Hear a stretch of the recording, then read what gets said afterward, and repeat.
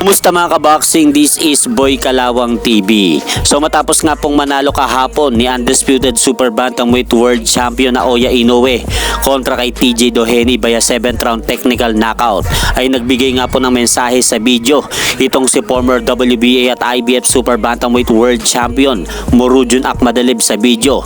At sinabi po nito sa video mga idol na nakahanda po daw siya sa kanilang magaganap na bakbakan ni na Oya Inoue, at ipinagmalaki pa nga po nito na kahit sa Japan o Amerika ang kanilang mangyayaring laban, nakahanda po daw siya. At panoorin nyo nga po mga idol ang video na yan.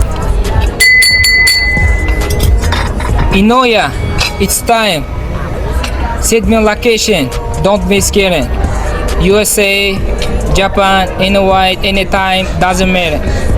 I need my belt. I'm ready. Let's go, champ. Let's go, let's go. So ayun nga po mga idol, malinaw na malinaw pa po sa sikat ng araw na hindi na po nakapagpigil itong si former WBA at IBF Super Bantamweight World Champion Murodjon Akhmadalib, dahil hinamon na po mismo nito si current Undisputed Super Bantamweight World Champion na Oya Inoue.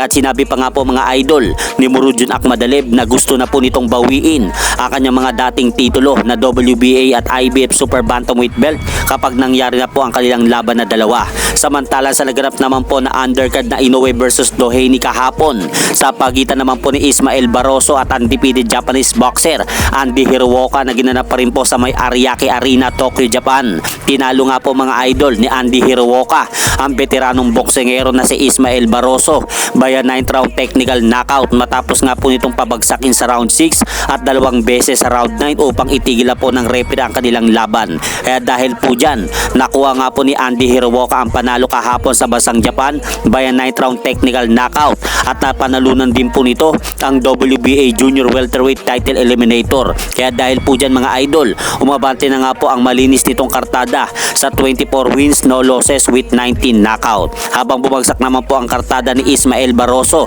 sa 25 wins 5 losses 2 draw with 23 knockout. At pagkatapos nga po mga idol ng laban nila Andy Hirowoka at Ismael Barroso, ay hinamon nga po nito ang kasalukuyang kampiyon na si WBA World Junior Welterweight Champion El Rayo Valenzuela, na gusto nitong makaharap sa susunod na laban po nito.